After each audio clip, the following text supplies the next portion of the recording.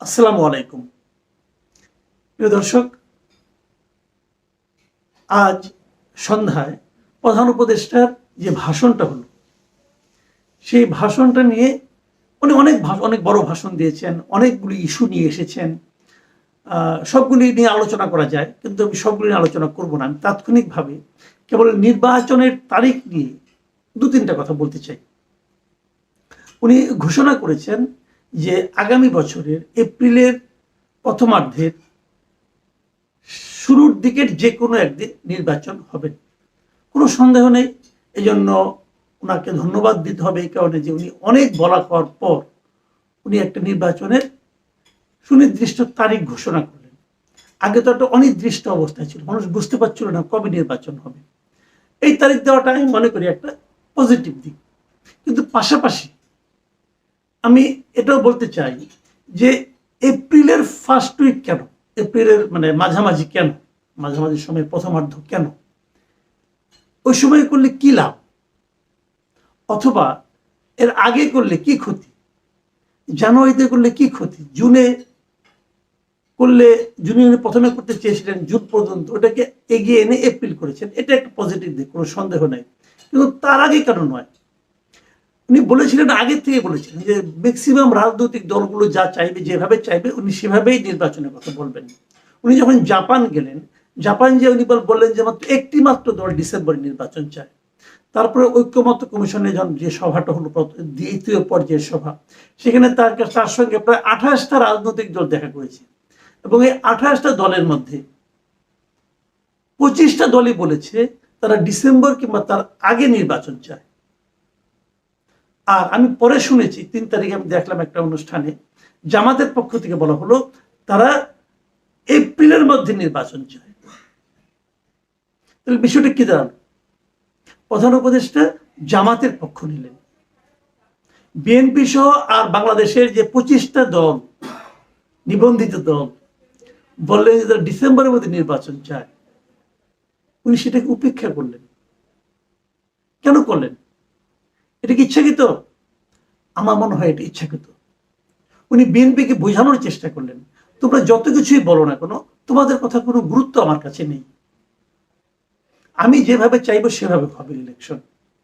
এবং উনি এপ্রিলের মধ্যে, কেন এপ্রিল, এপ্রিলে কি সুবিধা, কেন এপ্রিলে পারলে ডিসেম্বরে পারবেন না, এই ব্যাখ্যাটা কিন্তু ওনার এই বিরাট ভাষণে আমি কোথাও পেলাম না।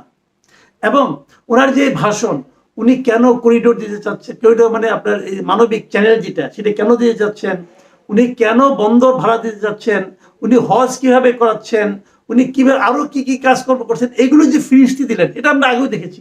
প্রত্যেকটা সরকারের মধ্যে এই ধরনের একটা টেন্ডেন্সি কাজ করতো যে তারা সব ফিরিস্তি দিতেন, যে তারা কি কি করেছেন। ভাই, সরকারে যিনি থাকেন ওনাদের ফিরিস্তি দেওয়ার কোনো দরকার নাই। এই টেকনিকটাই মনে করি অপ্রয়োজনীয় টেকনিক।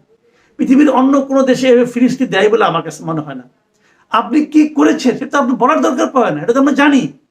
আপনি যে কাজটা করেছেন ওই কাজটা তো এই দেশের জনগণের জন্যই করেছেন। এদেশের জনগণ হিসেবে আমরা সেটা টের পাই না? আমাদের তো টের পাওয়ার কথা। যদি আমরা টের পাই তো সেটা আপনি বলার দরকার নাই। আর যদি আমি টের না পাই তাহলে আপনি বলে কি লাভ? বাট উনি সে আগের পদ্ধতি তিনি কিন্তু ভাষণটা দিলেন, উনি কি কি করেছেন, কি করলে কি হবে, কি হতে পারে, এগুলো সব বললেন। কিন্তু এগুলো ওনার মূল কাজ ছিল না। আসলে ওনার মূল কাজ হলো নির্বাচন। উনি তার সঙ্গে যুক্ত করেছেন বিচার এবং সংস্কার। সংস্কার উনি কখনোই শেষ করতে পারবেন না, এটা কখনো সম্ভব না। কারণ সংস্কারগুলি কি হবে, এগুলি সংস্কার প্রস্তাবনা আকারে থাকবে। উনি এটা বাস্তবায়ন কিভাবে করবেন, কোন আইনে বাস্তবায়ন করবেন? উনি বাস্তবায়ন করলেন, পরবর্তী সরকার এসে মানলো না, সংস্কার হলো? এই দেশের মানুষ সংস্কার পেল না তো। পরবর্তীতে যারা ক্ষমতায় আসতে পারে বলে এখন পর্যন্ত সাধারণ মানুষ ভাবছে, তাদের কথা তো উনি রাখেন নাই। এখন এই যে আপনি বিএনপির কথা রাখলেন না, তাহলে যদি বিএনপি ক্ষমতায় আসে তো বিএনপিকে আপনার করে যাওয়া কাজগুলিকে অনার করবে? যদি না করে আপনি কি করতে পারবেন তখন? কাজে কিন্তু মাঝখান থেকে কি হলো, এই কাজগুলো করতে যে আপনি আমাদের মতো সাধারণ মানুষ যারা আছে ওদের প্রত্যাশার মৃত্যু ঘটালেন, আমাদের দুর্ভোগের মধ্যে ফেলে দিলেন।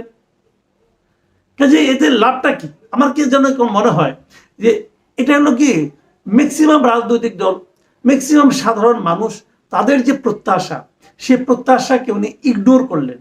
অবহেলা করলেন এবং অবহেলা করে উনি বুঝালেন যে তোমরা সবাই যা চাও সেটা হবে না, আমি একা যা চাই তাই হবে। উনি নিজেকে সংখ্যাগরিষ্ঠ জনগণের, সংখ্যাগরিষ্ঠ রাজনৈতিক দলের প্রতিপক্ষ হিসেবে দাঁড় করালেন। কেন? আমি মাঝে মাঝে চিন্তা করি, ওনার তো বয়স হয়েছে না, পৃথিবী থেকেও যাওয়ার সময় হয়ে গেছে, উনি তো অনন্তকাল বাঁচবেন না, পৃথিবীর কেউ অনন্তকাল বাঁচে না, এটা আল্লাহর দুনিয়ার নিয়ম না। উনি যখন চলে যাবেন, উনি কি নিয়ে যাবেন?